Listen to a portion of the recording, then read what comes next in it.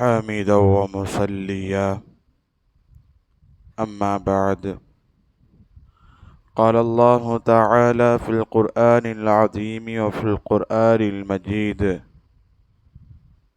بسم الله الرحمن الرحيم لا تقنطوا من رحمة الله صدق الله العظيم وقال نبينا صلى الله عليه وسلم ارحموا من في الأرض برحمكم من في السماء صدق رسوله النبي الكريم ونحن على ذلك من الشاهدين والشاكرين والحمد لله رب العالمين.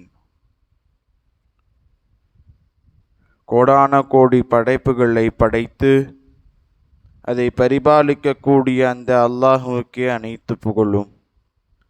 இலோகத்தின் தலைவர் சையீதுல் அன்பியா சர்வரே காயினார் ஹதரத் முஹம்மது முஸ்தபா ரசூல் ஸல்லல்லாஹு அலைஹி வஸல்லம் அவர்களின் மீதும் அவர்களை பின்பற்றிய உத்தம சத்திய சஹாபாக்கள், தாபிஈன்கள், தபா தாபீன்கள், நாதாக்கள், ஷுஹதாக்கள், இன்னும் குறிப்பாக ஜும்மாவிற்கு வருகை தர இருக்கக்கூடிய நம் அனைவரின் மீதும் அல்லாஹ்வின் சாந்தியும் சமாதானமும் என்றென்றும் நின்று நிலவட்டுமாகுக. ஆமீன். இந்த ரஹ்மத்துடைய 10 நாளில் அல்லாஹ்வின் ரஹ்மத்தான இஸ்லாத்தின் காணிக்கையுமான சலாமினை பதிலை எதிர்பார்த்த வண்ணமாக கூறி துவங்குகிறேன். அஸ்ஸலாமு அலைக்கும் வரஹ்மத்துல்லாஹி வபரகாத்துஹு. ரமலான் மாதத்தை அடைந்து 6வது தராவீஹை பரிபூர்ணம் செய்து 6வது நோன்பை நோற்றவர்களாக நாம் எல்லாம் அமர்ந்திருக்கிறோம். அல்ஹம்துலில்லாஹ். அல்லாஹு சுப்ஹானஹு தஆலா உலகத்தை படைத்து அதில் காலங்களை படைத்து காலத்தில் பல ஆண்டுகளை படைத்து ஆண்டில் 12 மாதங்களை படைத்து மாதங்களில் 30 நாட்களை படைத்திருக்கிறான். மாதத்தில் சிறந்த மாதம் ரமலானுடைய மாதம். இந்த மாதத்தை 3 பங்குகளாக பிரித்து 30 நாட்களில் 3 பங்குகளாக பிரித்து அதில் முதல் 10 ரஹ்மத்துடைய 10 நாட்கள் என்று பெருமானார் குறிப்பிடுகிறார்கள். அல்லாஹ் சுப்ஹானஹு வ தஆலாவிடத்தில் நம்மை படைக்க வேண்டும் என்று கேட்டோமா? நம்மை தாயின் வயிற்றில் இருக்க வேண்டும் என்று கேட்டோமா? நாம் பிறக்க வேண்டும் என்று கேட்டோமா? பிறந்தாலும் மனிதனாக பிறக்க வேண்டும் என்று கேட்டோமா? பிறந்தது பின்பு குழந்தை பருவத்தை என்னை வளர்த்துக்க ஆளாக்கு என்று கேட்டோமா? வாலிப பருவத்தை என்னை அடையவே என்று கேட்டோமா? முதிய பருவத்தை நான் அடையவே என்று கேட்டோமா?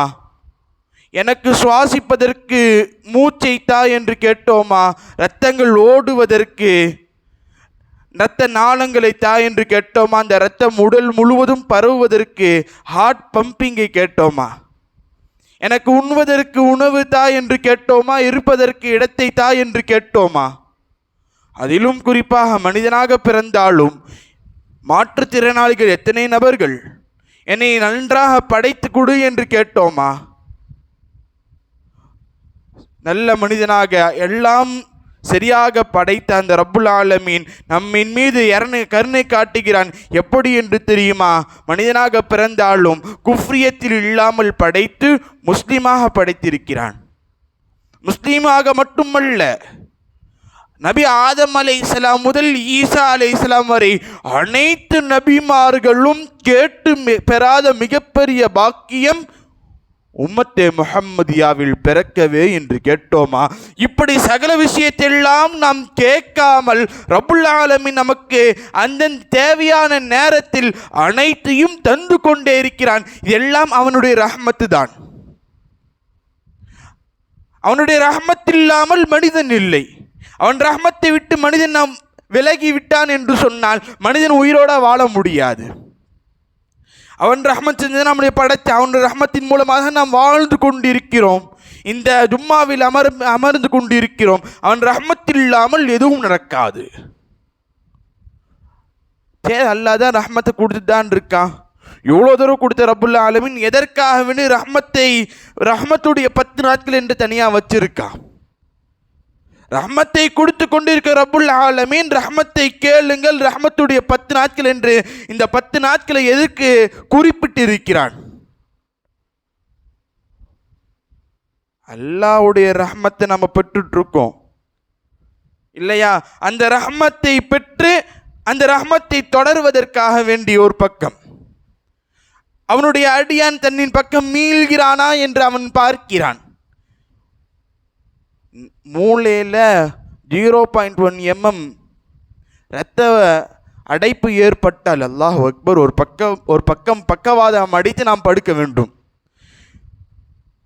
சிறுநீரகத்தில் லேசா ஒரு சின்ன எம்எம்ல கல் வந்துச்சுன்னா நம்ம துடிச்சு போவோம். இதெல்லாம் இல்லாமல் நம்மை ஆரோக்கியமாக வாழ வைத்து கொண்டிருக்கிறான். இந்த ரஹ்மத்தை நாம் பெற்றுக்கொண்டே இருக்க வேண்டுமா? உதாரணத்திற்கு சொல்ல போனால் மாம்பழம் அதோடைய சீசன் எப்போ? மே மாதம். மே மாதத்தில் மாம்பழம் கிடைக்கும். அப்போ வாங்கி சாப்பிட்டோன்னா விலை குறைவு, சுவை அதிகம். இந்த மாதத்தில் மாம்பழம் கிடைச்சிச்சினாலும் சுவையும் கம்மியாக இருக்கும், விலையும் அதிகமாக இருக்கும். அதற்கென்று ஒவ்வொரு சீசன், அந்த சீசனில் தரமாகவும் கிடைக்கும், சீப் அண்ட் பெஸ்ட். அதே போன்றுதான் ரப்புல் ஆலமீன் நம்மை படைத்ததிலிருந்து இது முடிக்கும் நம் மீது ரஹ்மத் செய்யாமல் நாம் வாழ முடியாது. எதற்காக வேண்டி இந்த ரஹ்மத்துடைய 10 நாட்கள் வைத்திருக்கேன் என்று சொன்னால் அவனிடத்தில் கேட்க வேண்டும். இந்த ரஹ்மத்தை நாம் தொடர்ந்து பெறுவதற்காக வேண்டி. அல்லாஹ்வின் ரஹ்மத்தை பெறுவதற்கு பலவிதமான வழிகள் உண்டு. அதில் ஒரு சிலதை மட்டும் நாம் பார்ப்போம். அல்லாஹ்வின் ரஹ்மத்தை பெற வேண்டுமா? அல் இஹ்சான், உபகாரம். உபகாரம் என்பது இன்னைக்கு இல்லாமல் போய்விட்டது. அல் இஹ்சானு மினல் மக்லூக்காத், படைப்பினங்கள் மீது இஹ்சான், கருணை காட்டுவது, உபகாரம் செய்வது. அல் இஹ்சானு மினன் நாஸ், மனிதனின் பக்கம் உபகாரம் செலுத்துவது. முதல்ல மனிதனின் பக்கம் நம்ம என்னன்னு பார்ப்போம். ரசூல் ஸல்லல்லாஹு அலைஹி வஸல்லம் அவர்கள் உஹது போர்க்களத்திற்கு போயிட்டு வரும் பொழுது ஜாபிர் ரலியல்லாஹ், ஏழை சஹாபி, ஒரு கிழட்டு ஒட்டகத்தின் மீது நடந்து வந்துட்டு இருக்காரு. ஏறி உட்காந்து பொறுமையாக ஒட்டகம் வருது. ரசூல் கேட்கிறார்கள், ஜாபிர் உன்னிடத்தில் நல்ல ஒட்டகம் இல்லையா என்று கேட்ட பொழுது ஜாபிர் ரலியல்லாஹ் சொன்னாங்க, இல்லை ரசூலே, என்னுடைய தந்தையார் வஃபாத் ஆகிவிட்டார்கள், என்னுடைய தந்தை வஃபாத் ஆகிவிட்டார்கள், நிறைய கடன் இருக்கு, அந்த நிலையில் இந்த ஒட்டகம் கிடைச்சதே எனக்கு பெருசு ரசூலே என்று ஜாபிர் ரலியல்லாஹ் பதில் கூற, பெருமானார் அந்த ஒட்டகத்தின் மீது கை வடித்து தடவினார்கள். கிழட்டு ஒட்டகம் வீரநடை போட்டது. ரசூல் கேட்டாங்க, உஹது அங்கேருந்து 800 மைல் தூரம் திரும்பி போயிட்டு இருக்காங்க. உஹது போர்லாம் முடிச்சுட்டு போயிட்டு இருக்காங்க. நம்ம இன்னைக்கு ஃபாரின்லேருந்து யாராச்சும் வராங்கன்னு சொன்னால் சாக்லேட்டு ஏதோ ஒரு பொருள், அங்கே இருக்கக்கூடிய பொருட்களை நம்ம எதிர்பார்ப்போமா இல்லை, தராங்களா இல்லையான்ட்டு. ரசூல் கேட்கிறார்கள், உன்னுடைய கூட பிறந்தவர்கள் எல்லாம் இருக்கிறார்களே, 800 மைல் தூரத்திலிருந்து செல்கிறாயே, உங்களுடைய சகோதரிகள் தாய்மார்கள் எதுவும் எதிர்பார்க்க மாட்டாங்களா? பொருட்களை வாங்கி கொண்டு வருவான் என்று எதிர்பார்க்க மாட்டாங்களா என்று ஜாபிர் ரலியல்லாஹு இடத்தில் கேட்க, இல்லை ரசூலே, தந்தையின் கடனை அடைப்பதற்கு எனக்கு சக்தி இல்லை. அந்த நிலையில் நான் எப்படி பொருட்களை எக்ஸ்ட்ரா போய் வாங்கி தரது? ரசூல் விலை பேசினார்கள் அந்த கிழட்டு ஒட்டகத்தை. ரசூலே, நீங்கள் வாங்குறேன்னு சொன்னால் நான் இலவசமாக தந்துடுறேன், உங்கள்கிட்ட எதுக்கு காசு? ரசூல் ஒத்துக்கவில்லை. 800 திர்ஹத்திற்கு விலை பேசினார்கள். மதீனாவிற்கு சென்ற பின்பு ரசூல் வீட்டுக்கு சென்றாங்க. ஜாபிர் ரலியல்லாஹு ரசூலின் வீட்டுக்கு சென்று அந்த ஒட்டகத்தை ரசூல் வாசலில் கட்டி போட்டு ரசூலிடத்தில் பணம் கேட்கும் மனம் இல்லாமல் திரும்பி சென்று விட்டார்கள். அந்த ஒட்டகத்தை பார்த்தவுடன் ரசூல் பிலால் ரலியல்லாஹுவை அழைத்து ஜாபிர் ரலியல்லாஹு சென்று கொண்டிருக்கிறார்கள். அந்த நபருக்கு 800 திர்கத்தை நீங்கள் கொண்டு போய் தாருங்கள் என்று காசை கொடுத்து அனுப்புகிறார்கள். போற வழியில் பணம் பெறுகிறார்கள். ஜாபிர் ரலியல்லாஹுக்கு ஆனந்தம். 800 திர்கம் கையில் இருக்கு. வீட்டுக்கு வெறும் கையை வீசிட்டு போல, நேராக மார்க்கெட்டுக்கு போகிறாங்க. என்னென்னலாம் வேணுமோ எல்லாத்தையும் வாங்குறாங்க. திருப்பி பிலால் ரலியல்லாஹு ரசூல்கிட்ட வராங்க கொடுத்தாச்சுன்னு சொல்கிறதுக்கு.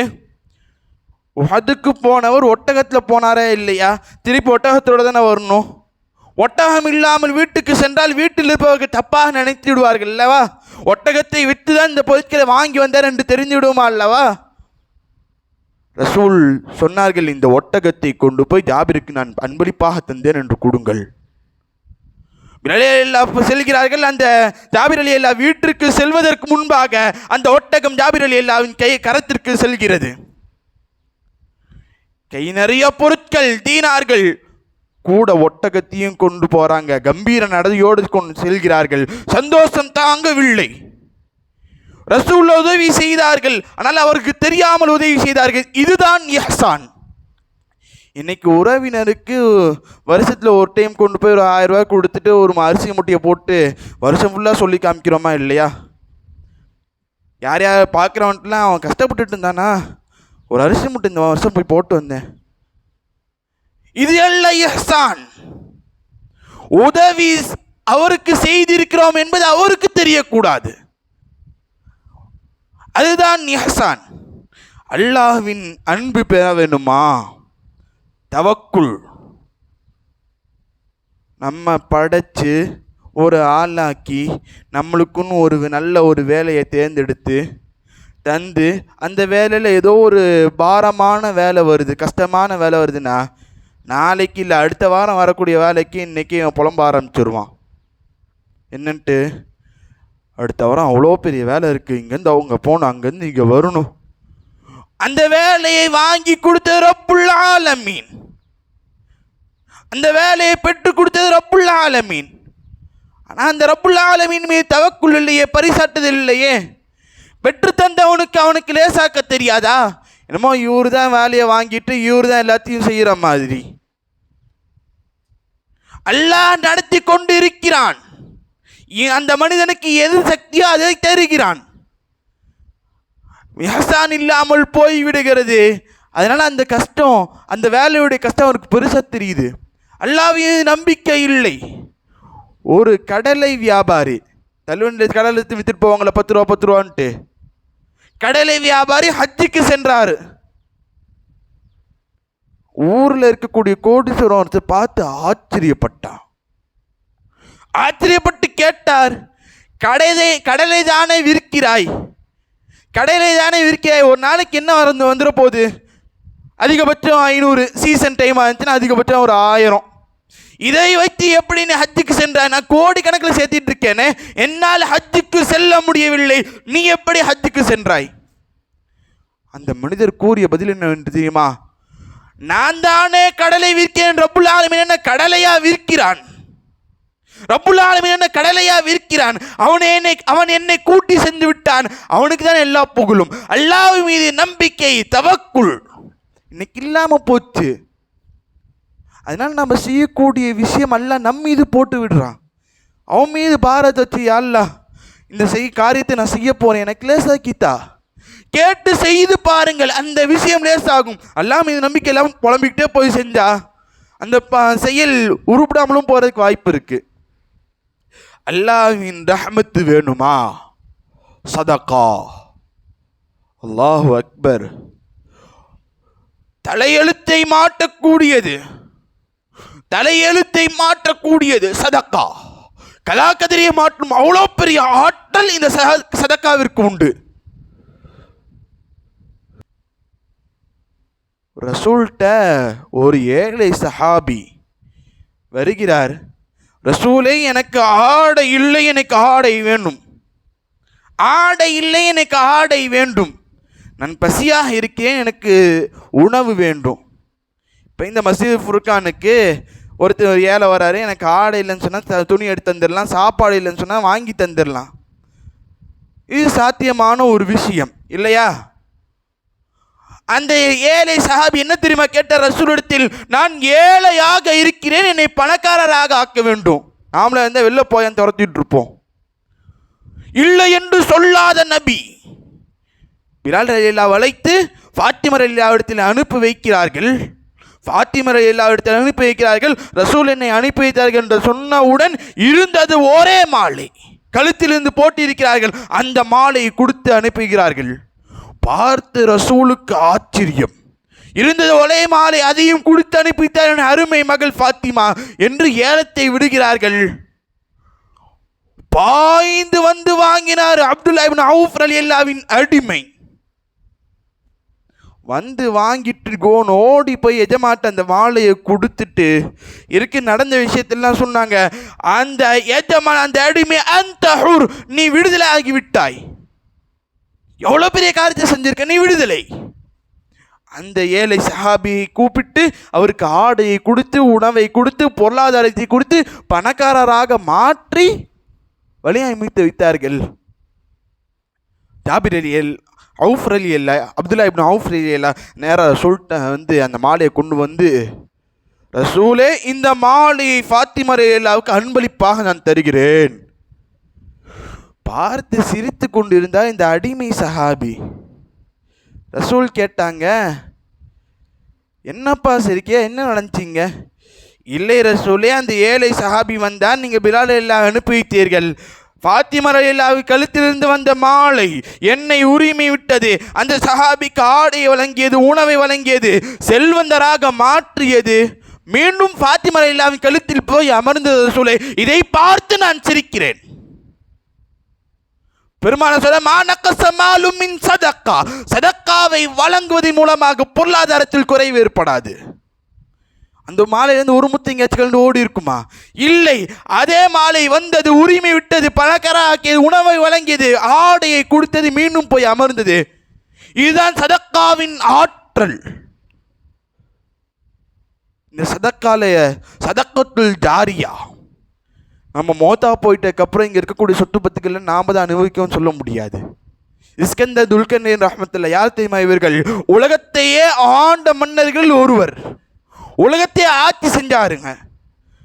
மோத்தா போகிறப்ப வசீரா செஞ்சு மோத்தா போனாங்க. என்னுடைய இரு கைகளையும் தந்தூக்கிலிருந்து வெளியே தொங்க விட்டு கொண்டு போருங்க. ஏனென்று சொன்னால், உலகத்தையே நான் ஆட்சி செய்து இருந்தாலும் இந்த உலகத்திலிருந்து ஒரு கைப்பிடி மண்ணை கூட நான் எடுத்து செல்லவில்லை என்று இந்த உலகத்திற்கு தெரியப்படுத்துங்கள் என்பதற்காக வேண்டி இஸ்கந்தர் துல்கர்னைன் ரஹ்மத்துல்லாஹி அந்த செயலை செய்தார்கள். அப்போது மௌத்தா போனதுக்கப்புறம் நம்ம எதை கொண்டு போவோம்? நாம் செய்யக்கூடிய நல் அமல்கள், நாம் செய்யக்கூடிய சதக்காக்கள். சதக்கத்துல் ஜாரியா என்று சொன்னால் ஈமானுக்காக வேண்டி செலவு செய்வது, குறிப்பாக மதரசாக்கள் மஸ்ஜிதுகளுக்காக வேண்டி செலவு செய்வது சதக்கத்துல் ஜாரியா. அந்த பள்ளியாசில் யாரெல்லாம் தொழுகிறார்களோ, யாரெல்லாம் சஜதா செய்கிறார்களோ, அந்த நன்மையில் ஒரு பங்கு செலவு செய்வதற்கு உண்டு. எந்த மதரசாவுக்கு செலவு செய்தாரோ அந்த ஆலிமின் சேவையிலிருந்து ஒரு பகுதி சதக்கா செய்தவருக்கு உண்டு. இதுதான் சதக்கத்துல் ஜாரியா. மௌத்தா போன பின்பு நம்மளுடைய அக்கௌண்ட்டுக்கு நன்மை கிரெடிட் ஆகிட்டே இருக்கணுமா? பள்ளிகளுக்கு உதவி செய்யுங்கள்.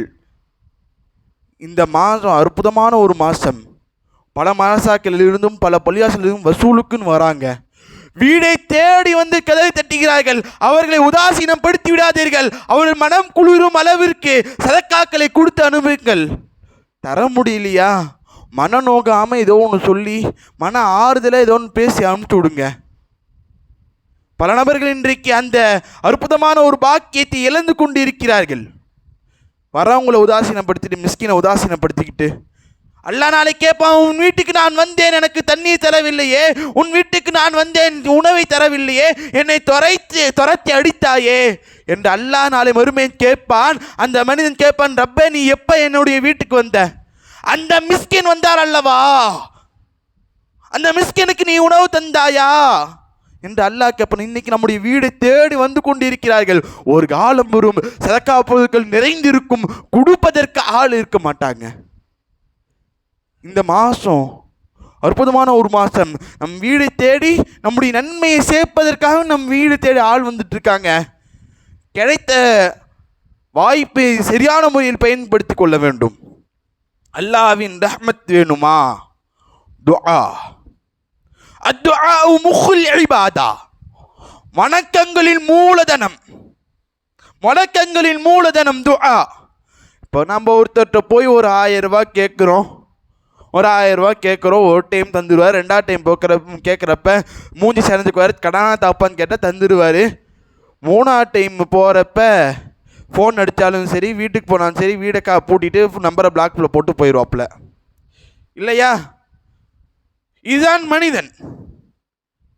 ஆனால் ரப்புல் ஆலமீன் அப்படி அல்ல. தன்னுடைய அடியான் தன்னிடத்தில் கேட்பானா என்று எதிர்பார்த்து கொண்டிருக்கிறான். மனுஷன்ட்ட கேட்டா கோச்சுக்குவான். ரப்புல் ஆலமீன் கேட்காமல் இருந்தால் ரப்புல் ஆலமீன் அடியான் மீது கோச்சுக்கொள்கிறான், கோவித்துக் கொள்கிறான். ரப்புல் ஆலமீன் கேட்க வேண்டும் என்று அவன் எதிர்பார்க்கிறான். அவன் படைத்த என்னுடைய அடியான் என்னிடத்தில் கையேந்த மாட்டானா? என்னுடைய மகஃபிரத்தை கேட்க மாட்டானா? என்னுடைய ரஹ்மத்தை கேட்க மாட்டானா? என்னுடைய ரிஸ்கை கேட்க மாட்டானா என்று அனுதினமும் ரப்புல் ஆலமீன் காத்து கொண்டிருக்கிறான். அவனிடத்தில் கையேந்துவதற்கு நமக்கு மனம் இல்லை. இந்த துஆ அல்லாஹ்வின் பக்கம் நெருக்கி வைக்கும். அல்லாஹ்வின் ரஹ்மத்தை பெற வேண்டுமா? ذكر அலா பிதிக்ரில்லாஹி தத்மைனுல் குலூப். இன்னைக்கு மனிதர்கள், ஒவ்வொரு மனுஷனுக்கும், ஏழையிலேருந்து பணக்காரர் கோடீஸ்வரர் வரைக்கும் பணம் தேவைப்படுதோ இல்லையோ, நிம்மதி தேவை. கோடி கணக்கில் சேர்த்து வச்சாலும் நிம்மதி இல்லை என்று சொன்னால் அவன் புலம்பி தள்ளுறான். இல்லையா? நிம்மதி இல்லாமல் வாழ்க்கை இல்லை. அந்த நிம்மதியை இப்போ எங்கே திரும்ப தேடிட்டு இருக்கோம்? நம்ம 10வது படிக்கிற பையன் 10வது முடித்தாதான் நிம்மதி என்று நினைக்கிறான். அதற்கு பின்பு 12ஆம் வகுப்பு முடித்தால் தான் நிம்மதி என்று நினைக்கிறான். அதற்கு பின்பு நல்ல கல்லூரியில் இணைவது நிம்மதி என்று நினைக்கிறான். அதற்கு பின்பு நல்ல ஊதியத்தில் நல்ல கம்பெனியில் இருப்பது நிம்மதி என்று நினைக்கிறான். அதற்கு பின்பு சாலிஹான மனைவியை திருமணம் செய்வது நிம்மதி என்று நினைக்கிறான். அதற்கு பின்பு குழந்தைகளை பெற்றெடுப்பது நிம்மதி என்று நினைக்கிறான். அதற்கு பின்பு அந்த குழந்தையை சரியான முறையில் வளர்த்துவது நிம்மதி என்று நினைக்கிறான். அதற்கு பின்பு அந்த குழந்தைகளுக்கு திருமணம் செய்து வைப்பது நிம்மதி என்று நினைக்கிறான். அதற்கு பின்பு அந்த குழந்தைகளுக்கு பிறக்கக்கூடிய குழந்தைகளை, பேர பிள்ளைகளை பார்ப்பது நிம்மதி என்று நினைக்கிறான். இறுதி கட்டத்தில் அவன் வந்து விடுவான். இறந்தால் தான் நிம்மதி என்று வந்து விடுவான். உண்மையில் அவன் இறந்தாலும் நிம்மதி கிடையாது. இறந்தாலும் நிம்மதி கிடையாது. ஏன்னா உலகத்தை வாழ்றப்ப அல்லாஹ்வின் நினைவு இல்லை. கபருக்கு சென்ற பின்பு படக்கூடிய அதாப் அல்லாஹு அக்பர். இந்த நிம்மதி எங்கே இருக்கிறது? குர்ஆன் பேசுகிற அலா பிதிக்ரில்லாஹி தத்மைனுல் குலூப். அல்லாஹ்வின் நினைவு கூறுவதன் மூலமாக உள்ளத்திற்கு நிம்மதி இருக்கிறது என்று குர்ஆன் பேசுகிறது. அந்த திக்ரை நாம் விட்டுவிட்டோமே, அல்லாஹ்வை நினைவு கூறுவதை விட்டுவிட்டோமே. ரஹ்மத்தில் மிகப்பெரிய ஒரு ரஹ்மத் அஸ்ஸலா, தொழுகை. மிகப்பெரிய ஒரு ரஹ்மத். இந்த தொழுகை பற்றி குர்ஆனில் 6666 வசனங்களில் 80 இடங்களில் இகாமிஸ் ஸலாஹ், தொழுகையை நிலைநாட்டுங்கள் என்று அல்லாஹ் பேசுகிறான். அப்படின்னு சொன்னால் இந்த தொழுகை எந்த அளவுக்கு முக்கியம்? ஒரு எஜமான ஒரு அடிமை, அந்த எஜமா என்ன சொன்னாலும் அந்த அடிமை செஞ்சால் அந்த நல்ல அடிமை இல்லையா? அந்த எஜமா என்ன சொன்னாலும் செஞ்சால் அது நல்ல அடிமை. ஃபராயில்கள் என்பது அதுதான். அல்லாஹ் சொல்லக்கூடிய கட்டளைகளை நாம் நிறைவேற்றுவது ஃபராயில்கள். அதை செய்தால் நம்ம நல்ல அடிமை. அல்லாஹ்விடத்தில் குர்பியத்தாக வேண்டுமா? அந்த அடிமை அந்த எஜமான்கிட்ட போய் பேசணும், பழகணும். பிஏவை மாறணும்னு சொன்னால் கொஞ்சம் அந்த எஜமானுக்கு தேவையான விஷயத்தை தேவை ஏற்படுவதற்கு முன்பாக நிறைவேற்றுவது. அப்போ தான் நாம் அடுத்த போஸ்ட் அடைய முடியும், பிஏவோட போஸ்ட்டு. நாம் அடிமையாக இருக்கிறோம். அல்லாஹ் சொன்ன கடமைகளை செய்வது நல்ல அடிமை. அப்துன் சாலிஹுன், அவன் இடத்தில் குருபியத் வேண்டுமா? நஃபிலான வணக்கங்கள் வேண்டும், சுன்னத்தான வணக்கங்கள் வேண்டும். தொழுகை என்பது அல்லாஹ்விடத்தில் உரையாடல். அல்லாஹ் அக்பர். மிஸ்காத் ஷரீஃபில் பதிவாக இருக்கிறது, தக்பீர் கட்டிய பின்பு சூரத்துல் ஃபாத்திஹா, ஒரு புதமான சூரா, அல்ஹம்துலில்லாஹி ரப்பில் ஆலமீன் என்று நாம் மோதுகிறோமே. ரப்பே உனக்கே இந்த அகிலத்தை படைத்த ரப்புல் ஆலமீன உனக்கே அனைத்து புகழும் என்று சொன்னவுடன் ரப்புல் ஆலமீன் கூறுகிறானா, ஹமிதனி அப்தி, என்னுடைய அடியான் என்னை புகழ்ந்து விட்டான். அர் ரஹ்மான் ரஹீம், இறக்க உள்ளவனும் கரியுள்ளவனுக்கு அனைத்து புகழும் என்று கூறியவுடன் ரப்புல் ஆலமீன் சொல்கிறானா, ஆசானி அலைய அபுதி, என்னுடைய அடியான் என்னை மீண்டும் புகழ்ந்து விட்டான்.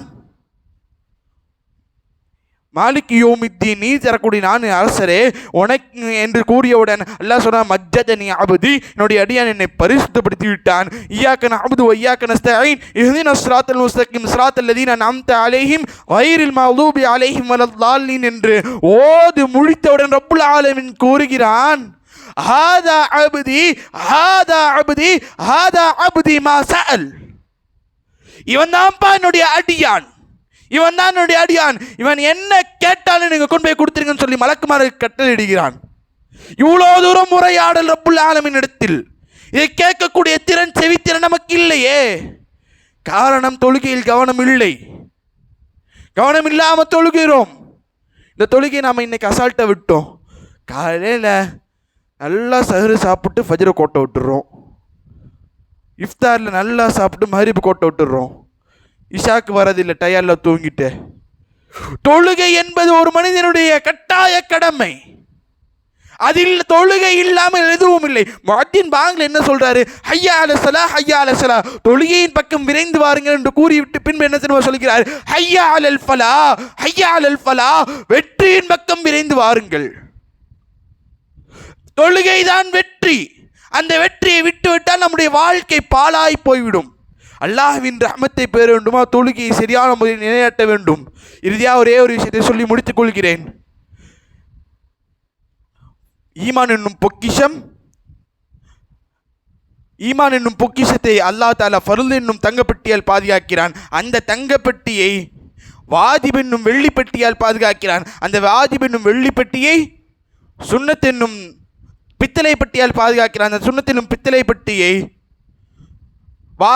நஃபீல் என்னும் தகரப்பெட்டியால் பாதுகாக்கிறான். அந்த தகரப்பெட்டியை முஸ்தஹப் என்னும் மண்ணை வைத்து மூடி வைத்திருக்கிறான். முஸ்தஹப் என்னும் மண் தகர்ந்து விட்டால் நஃபீல் என்னும் பித்தளை பெட்டி திருட்டு போகும். நஃபீல் என்னும் பித்தளை பெட்டி தகரப்பெட்டி திருட்டு போனால் சுன்னத் என்னும் பித்தளை பெட்டி திருட்டு போகும். அந்த பித்தளை பெட்டி திருட்டு போனால் வாஜிப் என்னும் வெள்ளிப்பெட்டி திருட்டு போகும். வாஜிப் என்னும் வெள்ளிப்பெட்டி திருட்டு போனால் ஃபர்ல் என்னும் தங்கப்பெட்டி திருட்டு போகும். தங்கப்பெட்டி திருட்டு போச்சுன்னா உள்ளே இருக்கக்கூடிய பொக்கிஷம் திருட்டு போகும். ஈமான் நம்மை விட்டு பறி போய்விடும். இன்னைக்கு நம்ம ஃபர்ல நம்ம நிறைவேற்றிருக்க அசால்ட்டாக இருக்கோமே. அதுக்கடுத்து நான் வாஜிப், அதுக்கடுத்து நான் சுன்னத், அதுக்கடுத்து நஃபீல், அதுக்கடுத்து முஸ்தஹப், எல்லாத்தையும் சரியான முறையில் நிறைவேற்றினால் அல்லாஹ்விடத்தில் குர்பியத் ஏற்படும். ஈமான் நம்மிடத்தில் பாதுகாப்பாக இருக்கும். ஈமானோடு மரணிக்க வேண்டுமா, தொழுகை சரியான முறையில் நிலைநாட்ட வேண்டும். இந்த ரமலானுடைய 10 நாட்களில் அல்லாஹ்விடத்தில் அதிகமாக துஆ கேட்க வேண்டும். என்று என்னவென்று தெரியுமா, அல்லாஹும்ம ரஹம்னா பிரஹ்மத்திக யா அர்ஹமர் ராஹிமீன் என்று அல்லாஹ்விடத்தில் அவனுடைய ரஹ்மத்தை அதிகமாக கேட்டு அவனுடைய ரஹ்மத்தை பெறக்கூடிய நல்ல அடியார் நாம் அனைவரும் அல்லாஹ் தஆலா ஆக்கியல் புரிவானாக. இன்னும் குறிப்பாக சதக்கத்துல் ஜாரியா என்று சொல்லக்கூடிய மார்க்கத்திற்காக வேண்டி செய்யக்கூடிய செலவுகள், சதக்காக்களை இதை போன்ற பள்ளிவாசலுக்கு, மதரசாக்களுக்கு அதிகமாக செய்யுங்கள். தேவையுள்ள பள்ளிவாசல் என்று பல இருக்கிறது. அந்த பள்ளிவாசலுக்கு தேடி சென்று, இன்னும் குறிப்பாக இந்த மஸ்ஜிதுக்கும் பலவிதமான தேவைகள் உண்டு. உங்கள் சதக்காக்களை கொடுத்து சதக்கத்துல் ஜாரியா நிரந்தரமான நன்மையை பெறக்கூடிய பாக்கியத்தை பெற்றுக்கொள்ளுங்கள் என்று கூறி என்னுடைய உரையை முடித்துக் கொள்கிறேன். வாஹிர் தஅவானா அல்ஹம்துலில்லாஹி ரப்பில் ஆலமீன். அஸ்ஸலாமு அலைக்கும் வரஹ்மத்துல்லாஹி வபரகாத்துஹு. சுன்னத்துல்